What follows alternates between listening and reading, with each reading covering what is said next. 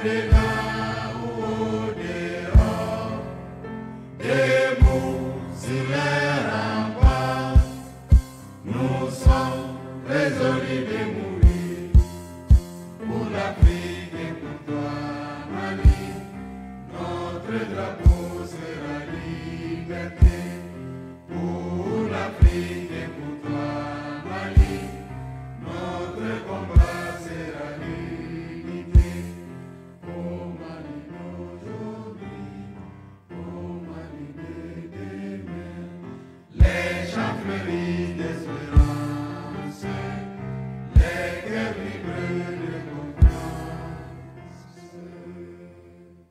Officiers, sous-officiers, militaires du rang, mes chers compatriotes, notre pays célèbre demain le 62e anniversaire de la création de son armée nationale.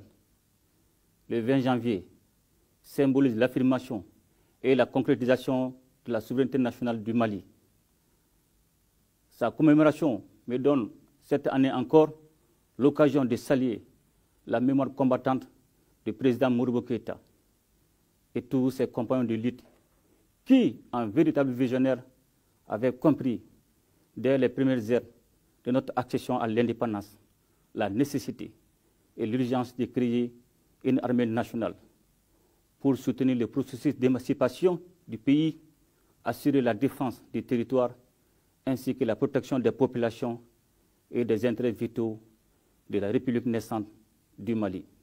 Depuis cette date, les forces armées maliennes, fidèles à la tradition de lutte héroïque de notre peuple, ont participé à l'écriture des pages glorieuses de notre histoire contemporaine.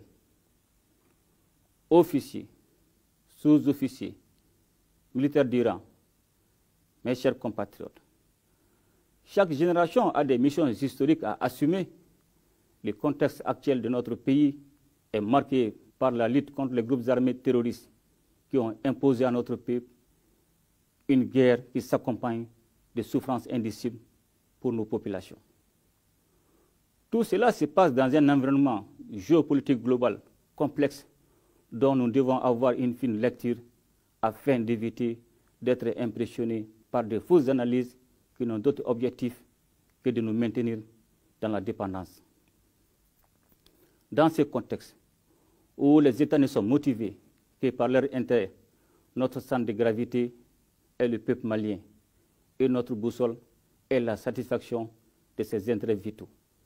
Officiers, sous-officiers, militaires du rang, mes chers compatriotes, c'est le lieu pour moi de saluer l'engagement des femmes et la bravoure des soldats durant l'année écoulée.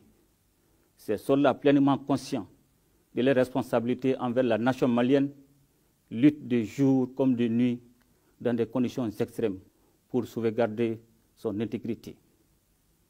Ils ont tenu leur engagement comme l'ont fait avant eux leurs devanciers. Je voudrais m'incliner devant la mémoire de toutes les personnes, militaires et civiles, tombées pour la défense de la patrie et souhaiter un prompt rétablissement aux blessés. La nation reconnaissante n'oubliera jamais le don de leur vie. Officiers, sous-officiers, militaires du rang, mes chers compatriotes, l'une des recommandations les plus insistantes des Assises nationales de la refondation était la militarisation de la police nationale, une réforme qui participe du renouveau de notre outil de défense. Elle nous permet également de renforcer les effectifs et les capacités des forces de défense et de sécurité, engagées dans une lutte sans répit contre le terrorisme.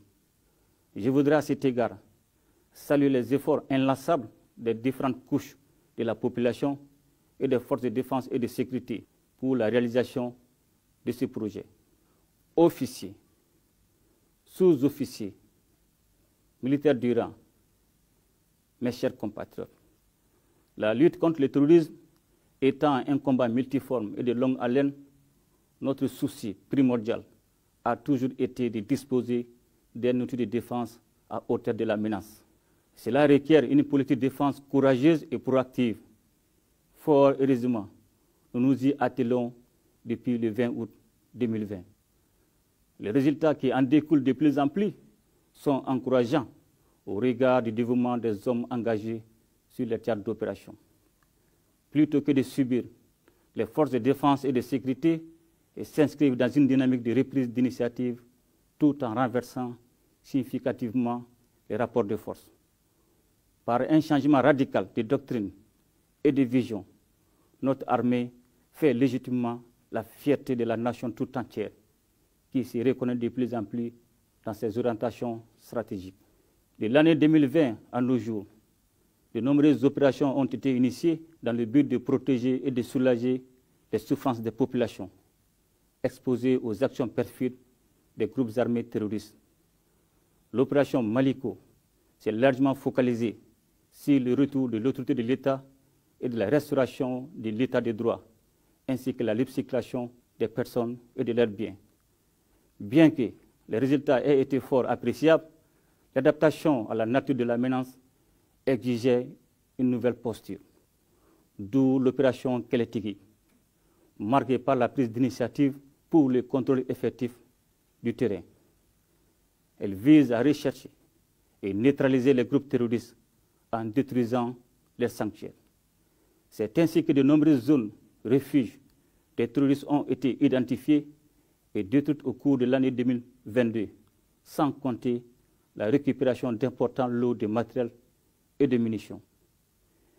Une autre opération d'envergure dénommée Tilekura, qui, en plus de la consolidation des acquis de Kélétigi, s'inscrira dans la dynamique de sécurisation de la tenue du référendum ainsi que des élections générales à venir. À terme, toutes ces opérations concourent non seulement à étendre les espaces contrôlés pour permettre la libre circulation des personnes et de leurs biens, facteur de reprise des activités socio-économiques et du retour durable de l'administration et des services sociaux de base.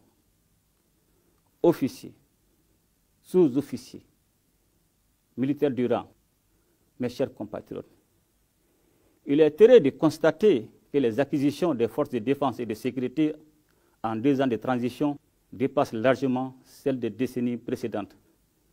Durant l'année écoulée, les forces de défense et de sécurité ont été renforcées en matériel roulant majeur, en armement et munitions pour augmenter les capacités des unités terrestres. Des avions de chasse de type Su-25, L-39 Albatros, des hélicoptères de combat de type Mi-35, Mi-24, Mi-8, Mi-171 et un avion de transport multirôle de type CASA C-295 pour renforcer les capacités aériennes et aéromobiles. Nous avons également acquis des radars de surveillance, des moyens de défense sol-air et des drones de type Bayraktar TBD pour davantage renforcer les capacités de l'armée de l'air. Par adhésion à notre vision d'équipement continu des forces de défense et de sécurité, des initiatives courageuses d'une grande ampleur ont été entreprises pour la formation du personnel, la gestion des ressources humaines et l'amélioration des conditions de vie et de travail des militaires. À titre d'illustration, nous sommes fiers de constater la création de l'école de guerre du Mali, dont la 2e promotion vient de faire sa rentrée. Il convient aussi de noter la mise en place et le renforcement d'un cycle de formation continue qui est un grand facteur de cohésion au sein de notre armée, qui s'attelle à juste titre à la maîtrise des effectifs par la mise en place du système d'information et de gestion du personnel de la défense. Sur le plan des infrastructures, il convient de noter le début de la construction de 4000 logements, dont 1000 sont déjà en construction pour les forces de défense et de sécurité dans la garnison de Kati, ainsi que dans d'autres régions. La construction de l'hôpital militaire de 4e génération se poursuit également après la construction des camps de Nara et de Banaba, celle de Bougouni, San, Kouchala, Djema et Kita est imminente. Officiers, sous-officiers, militaires du rang, mes chers compatriotes, en décidant de la diversification de ces liens de coopération surtout sur le plan militaire, notre pays s'est engagé à défendre de manière irréversible son territoire et sécuriser ses populations en ne comptant que sur sa propre vision avec l'aide des partenaires sincères. C'est la raison fondamentale pour laquelle 3 principes essentiels guident les autorités de la transition dans l'orientation de l'action publique, à savoir le respect de la souveraineté du Mali, le respect des choix stratégiques et des choix des partenaires opérés par le Mali, la prise en compte des intérêts vitaux du peuple malien dans les décisions prises. Aucune pression infondée ou même tentative désespérée d'isolement du Mali n'entachera les 10 principes. Notre ambition est de faire du Mali Koura un pays développé, sûr et respecté. Officiers, sous-officiers, militaires du rang, mes chers compatriotes, je ne saurais terminer sans adresser ma reconnaissance particulière au peuple malien pour son accompagnement inconditionnel des forces de défense et de sécurité. Aujourd'hui, plus que jamais, l'union entre le peuple et son armée est consolidée. En effet, chaque citoyen, à quelque niveau qu'il se trouve, a un rôle à jouer dans la défense nationale. Nous devons concevoir cette défense civile comme un dispositif permanent destiné à protéger les populations en temps de guerre comme en temps de paix.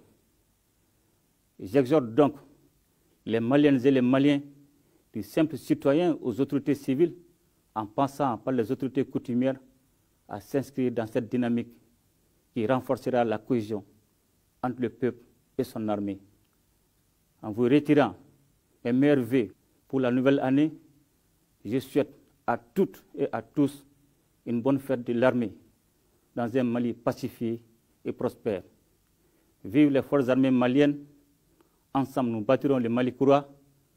Qu'Allah bénisse le Mali et protège les Maliens. Je vous remercie. À ton appel, Mali, pour ta prospérité, fidèle à ton destin, nous serons tous réunis.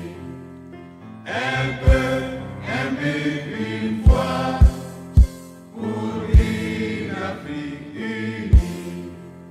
Si l'ennemi découvre son front, au-delà